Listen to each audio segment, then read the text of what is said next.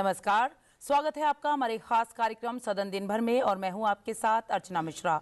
अगले आधे घंटे में देखेंगे कि बजट सत्र में संसद के दोनों सदनों में आज क्या कुछ खास रहा, लेकिन सबसे पहले नजर सुर्खियों पर।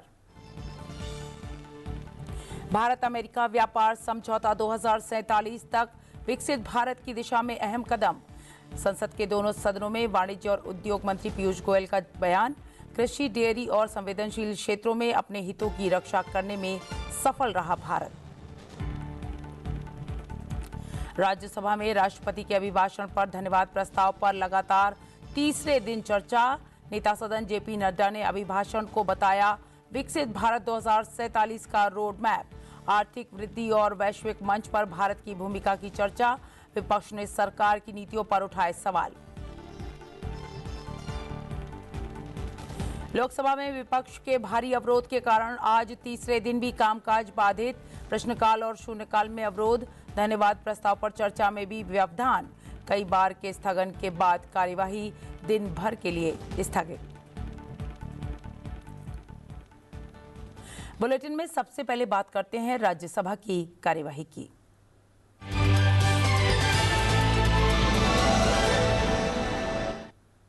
वाणिज्य और उद्योग मंत्री पीयूष गोयल ने कहा है कि भारत और अमेरिका के बीच हुआ व्यापार समझौता आपसी संबंधों को मजबूत करने और वर्ष 2047 तक विकसित भारत बनने की दिशा में एक महत्वपूर्ण कदम है। संसद के दोनों सदनों में दिए गए अपने बयान में वाणिज्य और उद्योग मंत्री ने कहा कि इस समझौते के दौरान भारत संवेदनशील क्षेत्रों, कृषि और दुग्ध उत्पादन में अपने हितों की रक्षा करने में सफल रहा है। कि इस सदन के माननीय सदस्यों को ज्ञात होगा, प्रधानमंत्री माननीय श्री नरेंद्र मोदी जी की फरवरी 2025 में अमेरिका यात्रा के बाद से भारत और अमेरिका एक संतुलित और पारस्परिक रूप से लाभकारी द्विपक्षीय व्यापार समझौते का संपन्न करने के उद्देश्य से नियमित रूप से चर्चा करते रहे हैं। इसी को ध्यान में रखते हुए दोनों पक्षों के वार्ताकारों ने पिछले एक वर्ष में विभिन्न स्तरों पर गहन बातचीत की है। दोनों पक्षों के महत्वपूर्ण और विविध हितों को देखते हुए यह स्वाभाविक है कि दोनों पक्ष अपनी अपनी अर्थव्यवस्थाओं के महत्वपूर्ण और संवेदनशील क्षेत्रों की रक्षा करते हुए सर्वोत्तम संभव परिणाम सुनिश्चित करना चाहेंगे।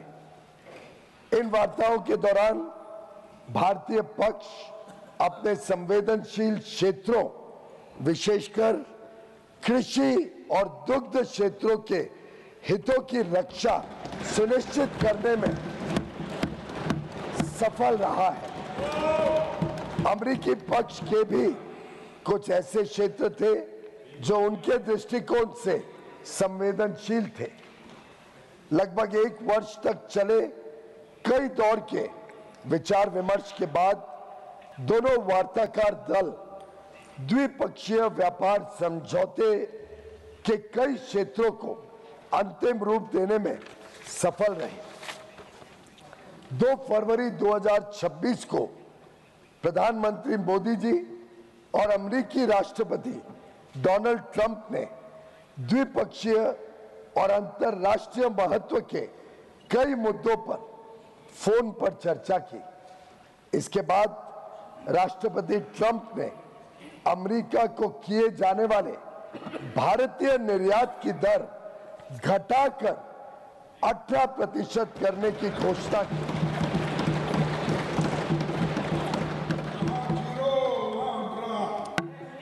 मैं इस बात पर जोर देना चाहता हूं कि यह अमेरिका द्वारा कई प्रतिस्पर्धी देशों पर लगाए गए टैरिफ से कम है, जिससे अमेरिकी बाजार में भारत की निर्यात प्रतिस्पर्धात्मकता में वृद्धि होगी।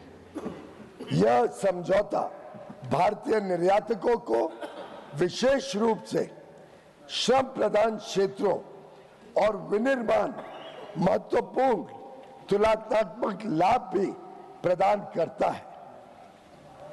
मैं इस सम्मानित सदन के समक्ष यह दोहराना चाहता हूं कि खाद्य और कृषि क्षेत्र में भारत की प्रमुख संवेदनशीलता को पूर्णतः ध्यान रखा गया है।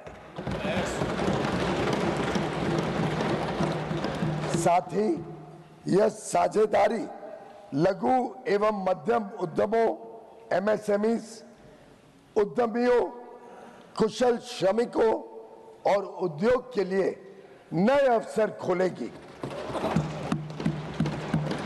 उन्नत प्रौद्योगिकियों तक पहुंच को सुगम बनाएगी और भारत के make in India for the world, design in India for the world और innovate in India for the world के दृष्टिकोण को साकार करने में सहायक होगी।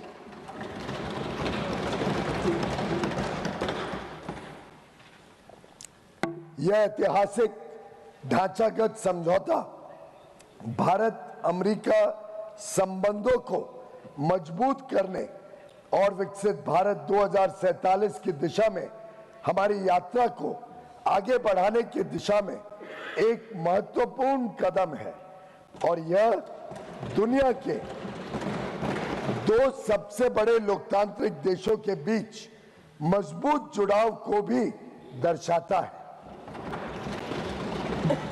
जो स्वाभाविक साझेदार हैं और साझा समृद्धि के लिए मिलकर काम कर रहे हैं। मैं माननीय सदस्यों को सूचित करना चाहता हूं कि आगे की कार्रवाई के संदर्भ में दोनों पक्ष व्यापार समझौते से संबंधित आवश्यक तकनीकी प्रक्रियाओं को पूरा करने और कागजी कार्रवाई को अंतिम रूप देने के लिए मिलकर काम करेंगे ताकि इसकी पूरी क्षमता का शीघ्रता से लाभ उठाया जा सके।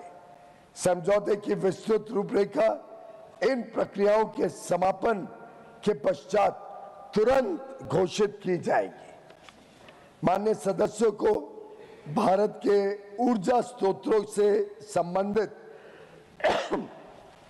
उन मुद्दों की जानकारी होगी जो इस समझौते पर हुई चर्चाओं के दौरान उठाए गए हैं। मैं स्पष्ट करना चाहता हूं, जैसा कि सरकार ने कई बार सार्वजनिक रूप से कहा है कि 140 करोड़ भारतीयों की ऊर्जा आवश्यकताओं की सुरक्षा सुनिश्चित करना सरकार की सर्वोच्च प्राथमिकता है।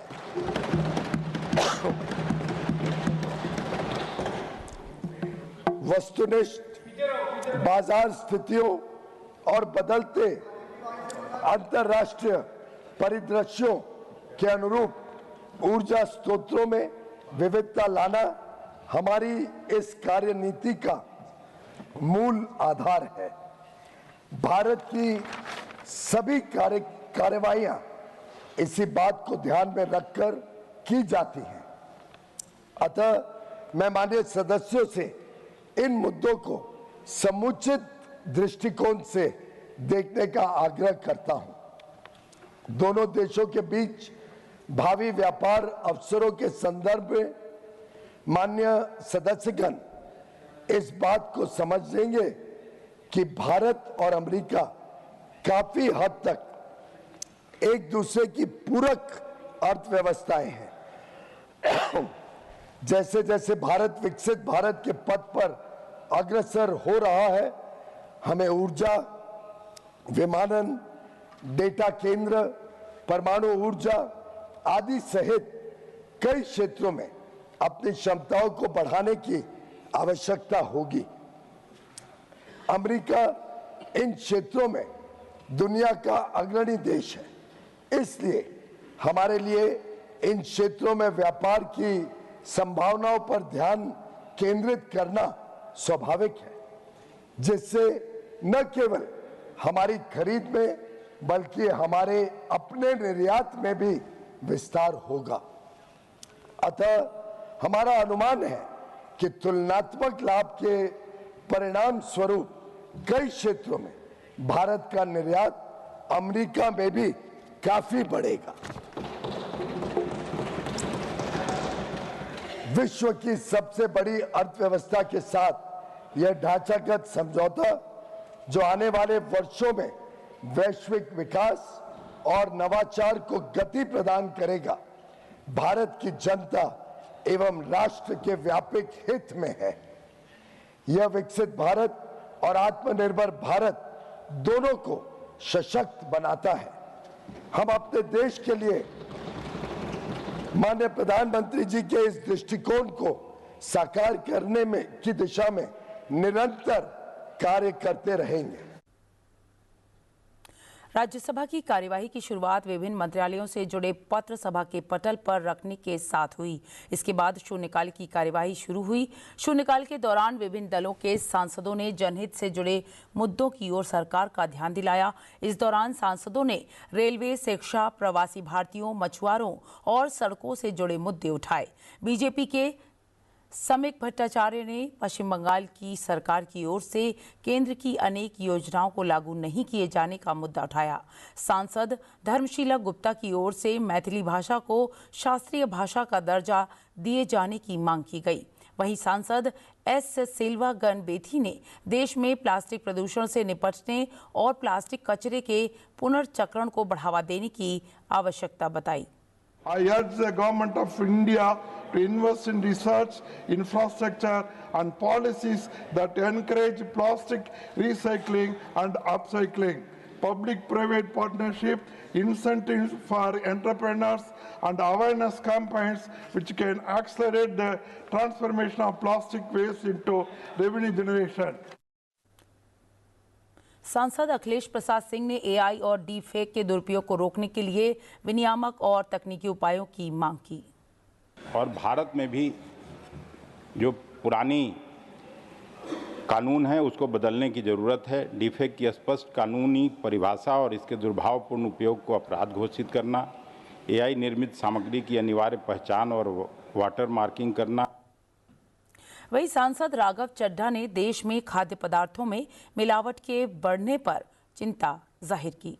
सर, मैं इस संदर्भ में कुछ सुझाव लाया हूं। पहला सुझाव, FSSAI जो हमारा रेगुलेटर है उसे मजबूत करिए, एडुकेट मैन पावर दीजिए, एडुकेट लैब टेस्टिंग दीजिए। दूसरा, जो फाइन्स और पेनल्टीज हैं वो फाइनेंशियली मैनेजेबल है, उनको बढ़ाने की जरूरत है। थर्ड, पब्लिक रिकॉल मैकेनिज्म होना चाहिए। यदि किसी एक प्रोडक्ट में मिलावट पाई जाए तो उसको पब्लिकली नेम और शेम कर मार्केट से रिकॉल करें और मिसलीडिंग हेल्थ क्लेम्स की एडवर्टाइजमेंट संजय यादव जी। राज्यसभा के सभापति सीपी राधाकृष्णन ने स्पष्ट किया है कि सदन में नियम 267 के तहत कार्य स्थगन प्रस्ताव के केवल वही नोटिस स्वीकार किए जा सकते हैं जो कि बेहद अत्यंत महत्वपूर्ण है और आपात स्थिति से जुड़े हों। सभापति ने सीपीएम सांसद डॉक्टर जॉन ब्रिटास की ओर से अपने नोटिस पर मांगी गई जानकारी के बारे में ये टिप्पणी की है। Claiming your right on 267 rule has been already. I have given the ruling regarding that. No 267 will be entertained unless there is a very emergency situation. केंद्र सरकार ने कहा है कि वह मार्च 2026 तक देश को नक्सलवाद मुक्त करने का लक्ष्य के प्रति कृत संकल्प है। इसके लिए कई प्रभावी कदम उठाए गए हैं। राज्यसभा में प्रश्नकाल के दौरान एक पूरक प्रश्न के उत्तर में गृह राज्य मंत्री नित्यानंद राय ने ये बात कही। उन्होंने कहा कि पहले की यूपीए सरकार नक्सलवाद की समस्या को लेकर गंभीर नहीं थी।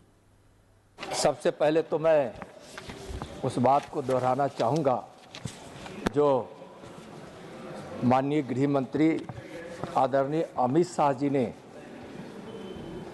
इस भारतवासियों को विश्वास दिलाया है कि 2026 के मार्च तक इस भारतवर्ष से नक्सलवाद का समूल नाश कर दिया जाएगा, समूल नष्ट हो जाएगा। और महोदय, माननीय प्रधानमंत्री आदरणीय नरेंद्र मोदी जी के प्रेरणादायी और सफल नेतृत्व में और माननीय गृह मंत्री जी के कुशल मार्गदर्शन में आज नक्सलवाद समाप्ति की ओर है और उसके लिए कई प्रभावी कदम उठाए गए हैं। उसके पहले मैं जरूर यह बताना चाहूँगा, जो चिंता माननीय सांसद महोदय ने किया है कि अब तक नक्सलवाद को समाप्त क्यों नहीं किया गया था, पहले अब समाप्त हो रहा है, तो पहले नहीं हुआ था। इसका सबसे बड़ा कारण यह है कि केंद्र की सरकार यानी कि 2014 के पहले की सरकार समझती थी कि यह समस्या राज्यों की है, यह समस्या हमारी नहीं है। एक तो यह, दूसरी बात यह है कि इनके पास Understood me? वामपंथ उग्रवाद के सर्वनाश के लिए, समाप्ति के लिए कोई नीति इनके पास नहीं थी। यह समस्या 1967 से चली आ रही है और एक समय ऐसा आया कि वामपंथी उग्रवादियों ने पशुपति से लेकर तिरुपति तक एक रेड कॉरिडोर बनाया और उसका परिणाम यह हुआ कि देश की आंतरिक सुरक्षा खतरे में पड़ी रही और इन लोगों ने ध्यान नहीं दिया। लेकिन अब मोदी सरकार ने एक ठोस नीति बनाई है और उस ठोस नीति के कारण, एक मजबूत पहल के कारण आज नक्सलवाद समाप्ति की ओर है। जो प्रभावी कदम उठाए गए हैं महोदय, जीरो टॉलरेंस की हमारी पॉलिसी है मोदी सरकार की। गृह मंत्रालय द्वारा विकासात्मक और सुरक्षा एवं प्रभावी कार्रवाई के लिए यहाँ 6 योजनाएं चलाई जा रही है। राज्यसभा में राष्ट्रपति के अभिभाषण पर धन्यवाद प्रस्ताव पर चर्चा आज लगातार तीसरे दिन भी जारी रही। विभिन्न दलों के सदस्यों ने चर्चा में हिस्सा लेते हुए अपने विचार और सुझाव सदन में रखे। नेता सदन जेपी नड्डा, नेता प्रतिपक्ष मल्लिकार्जुन खड़गे, सांसद मनोज झा, कमल हसन, पूर्व प्रधानमंत्री एचडी देवगौड़ा समेत कई सदस्यों ने आज चर्चा में हिस्सा लिया। सत्ता पक्ष के सदस्यों ने सरकार की उपलब्धियां गिनाई, तो वहीं राज्यसभा में नेता सदन जेपी नड्डा ने कहा कि भारत का आर्थिक परिदृश्य लगातार बदलाव और क्रांति के दौर से गुजर रहा है। उन्होंने कहा कि विकसित भारत 2047 तक पहुंचने के लक्ष्य को हासिल करने के लिए वर्ष 2026 में क्या करना है, इसका स्पष्ट रोड मैप राष्ट्रपति के अभिभाषण में पेश किया गया है। अमेरिका, यूरोपीय संघ, ब्रिटेन और अन्य देशों के साथ व्यापार समझौतों से फायदा पूरी अर्थव्यवस्था को होगा। पूर्व प्रधानमंत्री एचडी देवगौड़ा ने सदन में अपने संबोधन के दौरान कहा कि पिछले 11 वर्षों में देश की आर्थिक नींव काफी मजबूत हुई है और वैश्विक संकटों के बावजूद भारत दुनिया की सबसे तेजी से बढ़ती हुई अर्थव्यवस्था बना हुआ है। वहीं विपक्षी दलों के सदस्यों ने सरकार की नीतियों और उपलब्धियों की वास्तविकता पर सवाल उठाया। राज्यसभा में विपक्ष के नेता मल्लिकार्जुन खड़गे ने अमेरिका के साथ व्यापार समझौते को किसान विरोधी बताया। आज का भारत न्यू नॉर्मल के साथ खड़ा है और न्यू नॉर्मल क्या है? न्यूक्लियर ब्लैकमेल करना बंद करो, कोई न्यूक्लियर ब्लैकमेल नहीं होगा। दूसरा, आतंकवादियों को प्रॉक्सी नहीं माना जाएगा, उसको सरकार का ही एक्ट माना जाएगा। तीसरा, सीमा पर आतंकवाद को उचित जवाब मिलेगा और आतंकवादियों के साथ कोई बातचीत नहीं होगी, उस देश के साथ कोई बातचीत नहीं होगी। और इसके साथ साथ खून और पानी दोनों एक साथ नहीं बहेगा। तो ये एक नई सोच को प्रतिलक्षित करता है राष्ट्रपति जी का अभिभाषण। अभी चर्चा हो रही थी, आज सुबेरे प्रश्न भी था, नीरज कुमार जी ने प्रश्न पूछा था माओवादियों के बारे में। उधर से कुछ हल्के फुल्के मिजाज में ये भी कहा गया, हम भी कर रहे थे, हम भी कर रहे थे, हम भी कर रहे थे। मैं छत्तीसगढ़ का इंचार्ज रहा हूं पूरे 6 साल। मैंने देखा है आपके एफर्ट्स और हमारे एफर्ट्स में क्या अंतर होता है। उस एफर्ट्स को हमको समझना चाहिए। आज माओवादियों का जो 126 जिलों में प्रभाव था, आज वो घट करके 3 जिलों तक सीमित हो गया है। इसको हमको समझना चाहिए। और लगभग 2000 से ज्यादा माओवादियों ने सरेंडर कर दिया है और उसका मूल कारण है no talks with terror. No talks with terror. उनके साथ उसी तरीके से व्यवहार होगा जैसा व्यवहार उन्होंने आम जनता के साथ किया है। और इसी तरीके से आज हम माओवाद पर, और अभी हमारे राज्य मंत्री ने इस बारे में चर्चा करते हुए बताया भी है कि वो एक समय सीमा के तहत हम माओवाद को जड़ से समाप्त करेंगे। Modi ji is a patriot, don't forget that. He is very much working hard to see that this country economy is achieved in 2045 all over the world. The India should become one of the pioneers. So for the economic achievement is concerned, that is what is Modi ji is working so hard, which I have to congratulate. I would like to inform my fellow Telugu brothers and sisters to ignore such lies and instead focus on the works carried out by the Kotami government of Sri Narendra Modi ji, Sri Nara Chandrababu Naidu Garu and Sri Pawan Kalyani ji. The work of the NDA government has been in line with that of the President's address. Let me highlight the same, sir. Farmers. The President's address underlines the importance of the center-state synergy in achieving national goals. In this context, I wish to highlight the government in Andhra Pradesh, which is working in close alignment with the union government to translate cooperative federalism into real outcomes. A strong example of this convergence is the state's integration of its farmer income support program with the centrally funded PM Kisan scheme. माननीय नरेंद्र मोदी जी के दूरदर्शी सोच से संभव हो सका है। इतना ही नहीं, 25 करोड़ से अधिक लोग आज गरीबी रेखा से ऊपर हैं। माननीय सभापति महोदय, राष्ट्रपति जी ने शिक्षा और स्वास्थ्य को मानव विकास की आधारशिला बताया है। बिहार में बालिका शिक्षा, कस्तूरबा गांधी विद्यालय, छात्रवृत्ति योजनाएं और डिजिटल शिक्षा ने सामाजिक बदलाव की नई कहानी लिखी है। बुलेटिन में अब बात कर लेते हैं लोकसभा की कार्यवाही की खबरों की।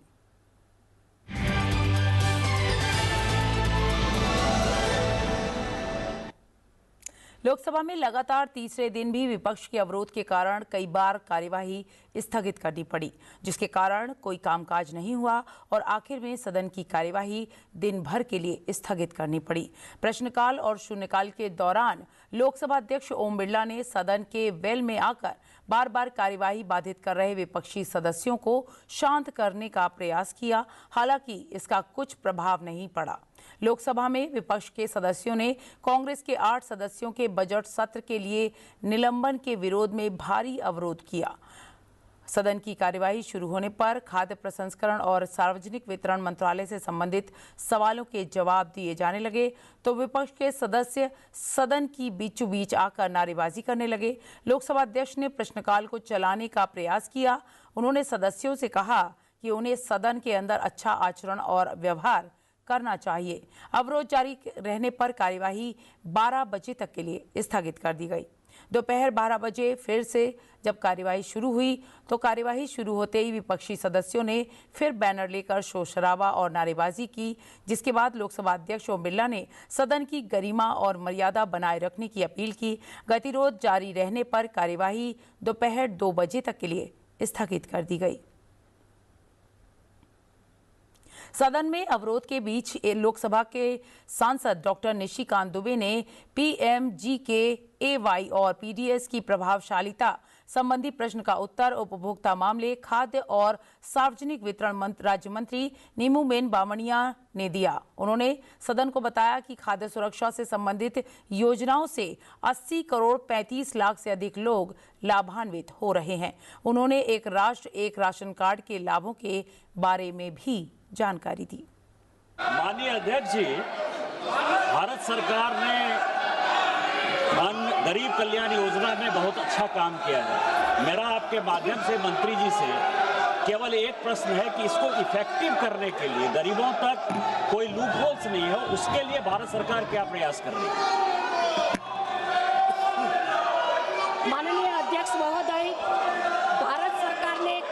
सुरक्षा को सबसे ज़्यादा प्राथमिकता दी है। 2014 के बाद माननीय प्रधानमंत्री श्री नरेंद्र भाई मोदी जी के नेतृत्व में सरकार ने पूरे देश भर के सभी 36 राज्यों और केंद्र शासित प्रदेश में NFSA लागू किया गया है। 81.356 करोड़ लाभार्थी को उनकी कवरेज दी गई है। कोरोना के समय में भी प्रधानमंत्री गरीब कल्याण अन्न योजना ने गरीब, जरूरियातमंद और कमजोर परिवारों को आर्थिक संकट के समय भोजन की कमी से बचाया है। और प्रधानमंत्री गरीब कल्याण अन्न योजना तहत हमारी सरकार, नरेंद्र भाई मोदी जी की सरकार ने 80.35 लाभार्थियों को मुफ्त में राशन दिया है। ये विश्व का सबसे बड़ा फूड सिक्योरिटी प्रोग्राम है और ये जो पूरा यूरोप की जनसंख्या से भी ज़्यादा है। इसके अलावा हमारी सरकार ने NFS का लाभ लक्षित आबादी तक कुशलतापूर्वक पहुंचाया है। प्रधानमंत्री गरीब कल्याण अन्न योजना को प्रभावी बनाने के लिए भारत सरकार ने कई कदम उठाए हैं, जिसे डिजिटलीकरण विशेष ध्यान दिया है। 100% राशन कार्ड डिजिटलाइज कर दिया है। 99.8 फेयर प्राइस शॉप पर ई-पोस्ट लगाया गया है। 99.9 राशन कार्ड आधार से लिंक है और 99 लाभार्थी आधार से लिंक है। लोकसभा में आज राष्ट्रपति के अभिभाषण पर धन्यवाद प्रस्ताव पर चर्चा दोबारा शुरू हुई। 2 बार के स्थगन के साथ चर्चा दोपहर 2 बजे जब सदन की कार्यवाही शुरू हुई तो चर्चा को आगे बढ़ाते हुए तेलुगु देशम पार्टी के GM हरीश बालियोगी ने धन्यवाद प्रस्ताव का समर्थन किया।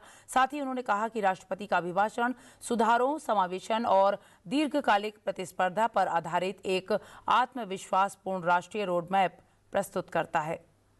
The use of AI in mental health care must strictly regulated, with digital platforms operating under clear standards of private protection, ethical designs and clinical accountability.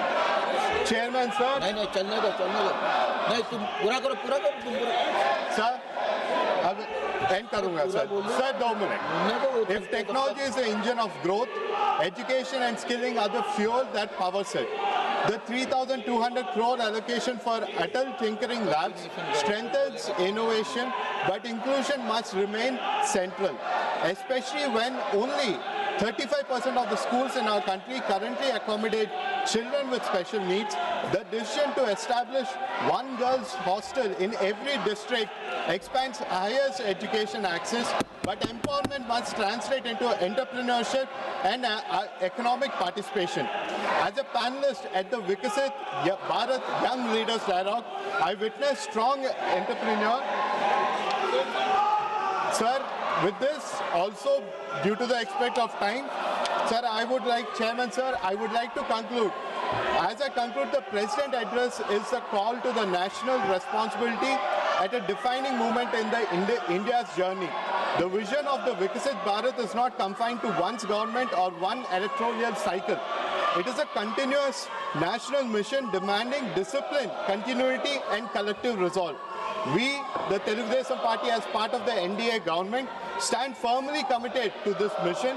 We believe cooperative federalism, policy stability and strong institution will form the foundation of Vikasit Bharat. तो कार्यक्रम सदन दिन भर में आज के लिए इतना ही। आप देखते रहिए संसद टीवी। मुझे और मेरी टीम को दीजिए इजाजत। नमस्कार।